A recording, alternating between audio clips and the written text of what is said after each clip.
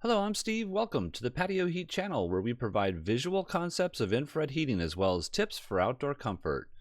Send your request into designs@patioheat.com for your personalized recommendations.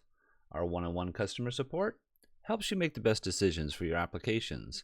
We strive to earn your business. Visit our patioheat.com website for sales and more information. Now let's get heating.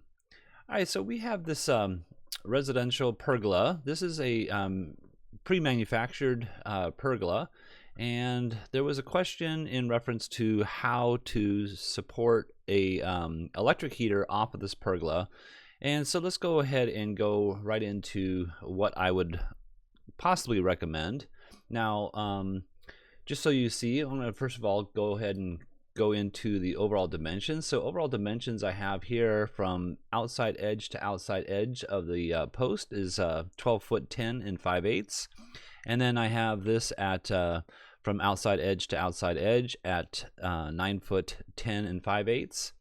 I have a height here of the finished height of 8 foot 2 and 3/4 to the top, as well as the inside or bottom edge of this beam here that comes across here, and I have that at 7 foot 8 and 3/4.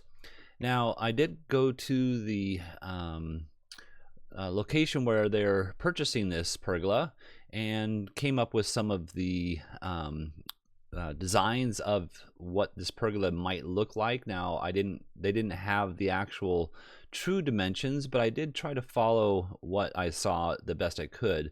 So you can see that these are extruded aluminum pieces that go across these beams, and there is a gutter system. That gutter system is right here. Now, is that gutter system, I'm going to just go ahead and pull this up so you can see what I'm talking about. And let me just pull it up maybe 10 inches here.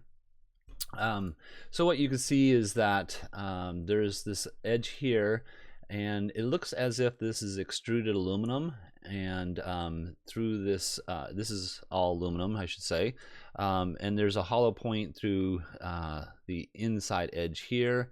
And I'm also assuming that this is bottom here is completely level, so there's no bumps or anything of that nature that would allow or not allow for a nice fit on that pergola.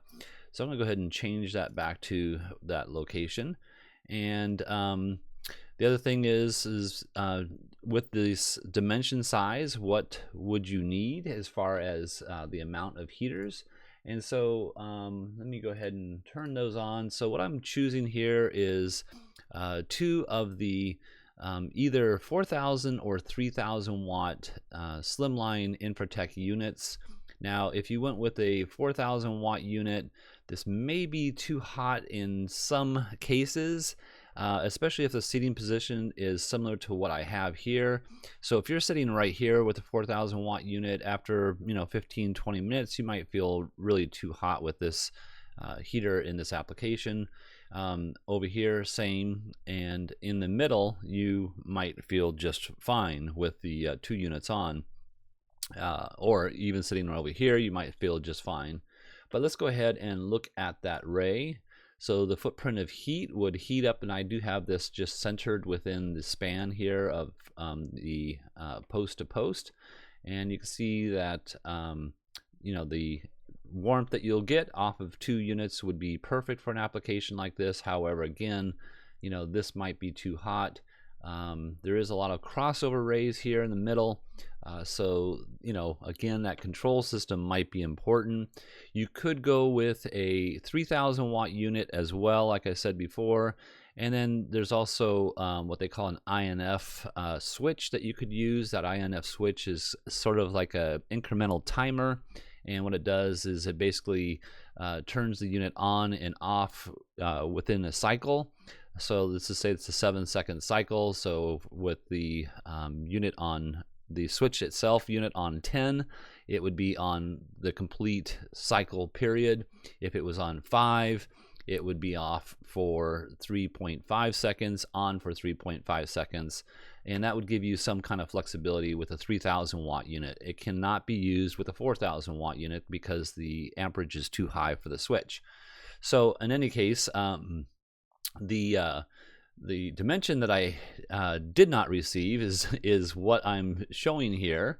Now the bracket itself, if we look at the dimension of the bracket, you can see that it is at I think it's 3 inches here. Of course, we can't see it here. So 2.5 inches wide, and the bracket, or the extruded aluminum piece that I built, I have it at 2 13/16, so almost 3 inches wide. So could you mount this to this aluminum, extruded aluminum piece?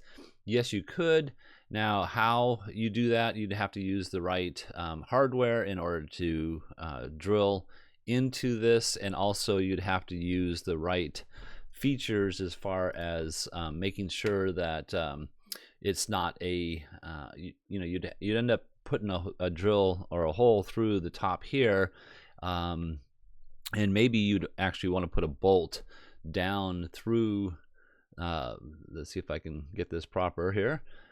Put a bolt down through the top into the bottom edge on this side, and then a nut on here, and then put a gasket, or a little rubber washer on, and maybe a steel washer, something of that nature, down through the top.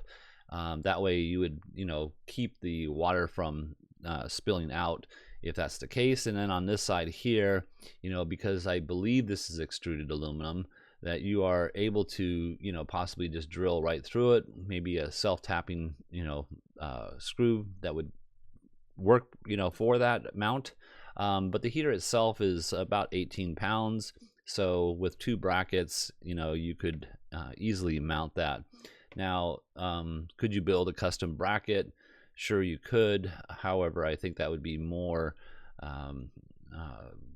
work in order to make a custom bracket. But what would you do? I really don't have that true answer, but maybe making a bracket that would roll over the top here so that it could actually hang up here, but not knowing how the louvers here. So I'm going to just go ahead and change the louvers to close position. Would they hit something of that nature? I don't know that information, but in any case, this would be a good application using the 4000 or 3000. 4000s with a control system, and 3000 with either an on-off or an incremental timer. And again, the main question he had was really how would we fix the unit to the structure itself, and the method of what I just mentioned is probably the best method I can come up with. Sometimes if you have someone that's a contractor that does this kind of stuff, that would be also a good person to inquire about how this could actually support the heater itself. So the last thing I wanted to do that I thought about while we're talking here is just what is the actual height of the heater itself off of the finished floor, and I have it at 6'11", so that should be fine.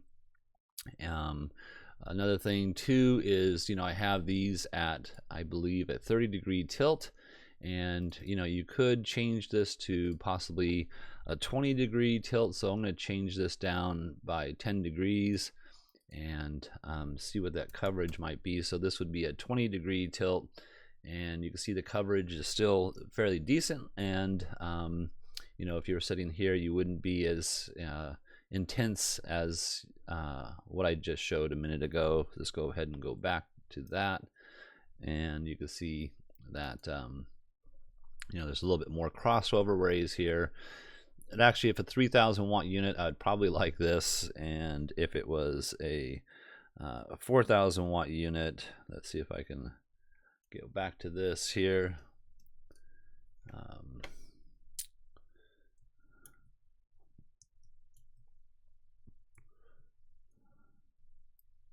Yeah, sorry about that.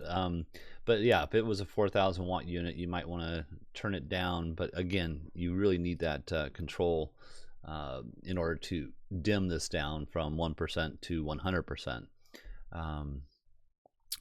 All right, well, I hope this has helped. And if you're looking for some assistance with your outdoor heating application and you'd like us to review your plans, send your information to designs@patioheat.com. I'm Steve. Please tap that like button if you find this video useful. We don't advertise, not monetize. YouTube does not promote our channel in any way unless we receive a thumbs up, and we truly appreciate you doing that. It really helps our channel, and it helps others find us as well. Thank you so much. Have an excellent day.